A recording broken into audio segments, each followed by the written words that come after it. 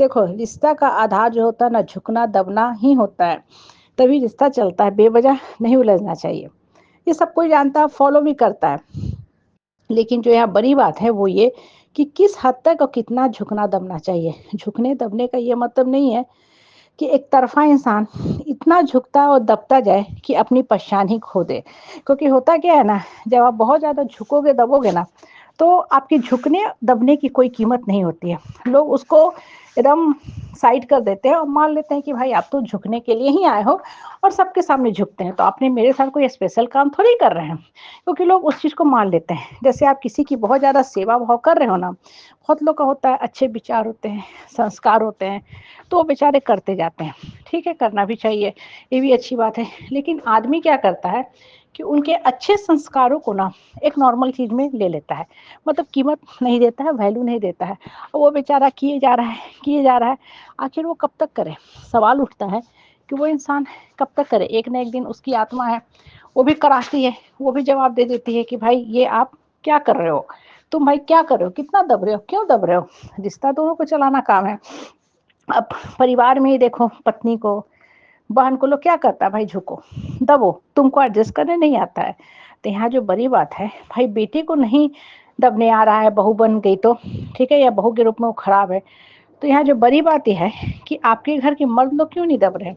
एक तरफ़ा रिश्ता कहीं भी नहीं चलता ना, ठीक है? पति-पत्नी का जो रिश्ता होता है, प्यार, विश्वास, आत्मीयता का होता है, जिसको इंटीमेसी कहते हैं। और पत्नी का पूरा जीवन संसार पति के चारों ओर घूमता है, मन और आत्मा में वो पति को बसा के रखती है। पति से सिर्फ प्यार, विश्वास, आत्मीयता और सम्मान की इच्छा रखती है। कोई भी पत्नी ये नहीं चाहती कि हमको दुत्कारो, बेइज्जत करो, घर से निकालो और उसके बाद सारी गाड़ी, हीरे, जवाहरात, गहना दे दो, नहीं। कोई नहीं चाहता है। एक पशु को भी ना आप प्यार से रखोगे, फिर खाना दोगे तो खाएगा। पशु को तुम लात मारो, उसके बाद खाना देते रहो, तो पशु भी खाना नहीं खाएगा।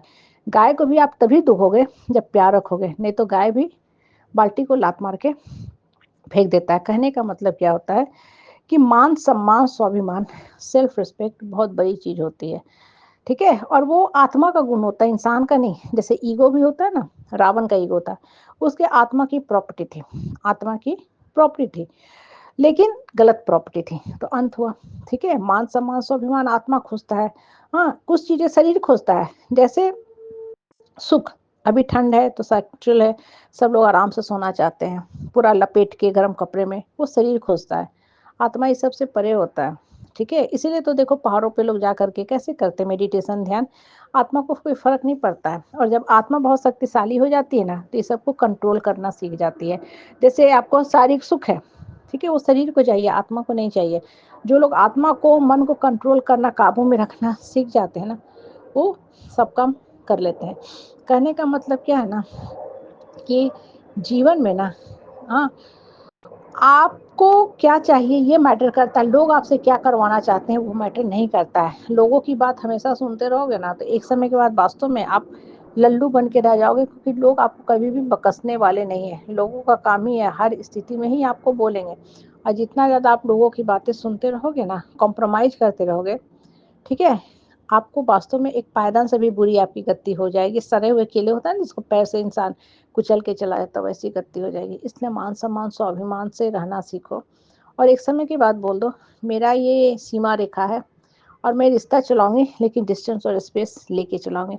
हर समय हमेशा मैं चाटुकरी, चापलूसी, चमचाई नहीं करूँगी और हमको जो सही लगेगा वही करेंगे। और आज का टाइम ना सोशल मीडिया का है, ठीक है? इसलिए कभी किसी से डरने की ज़रूरत ही नहीं है कि हाय हम अकेले पड़ जाएँगे। आपको अपनी बात लिखने का, रखने का पूरा हक है ना कि हमको लोग कैसे तंग कर रहा है। कॉलेज में बच्चे हो तो उसको भी तंग किया जाता है। तो वहाँ भी पेरेंट्स जाके बोलते हैं, पूरी बातें खुल के आजकल लोग सोशल मीडिया पे रख देते हैं। पहले देखो रैगिंग की घटनाएँ कितनी होती थी, अब सुनाई पड़ता नहीं, बहुत कम सुनाई पड़ता है या नेग्लिजिबल हो गया है।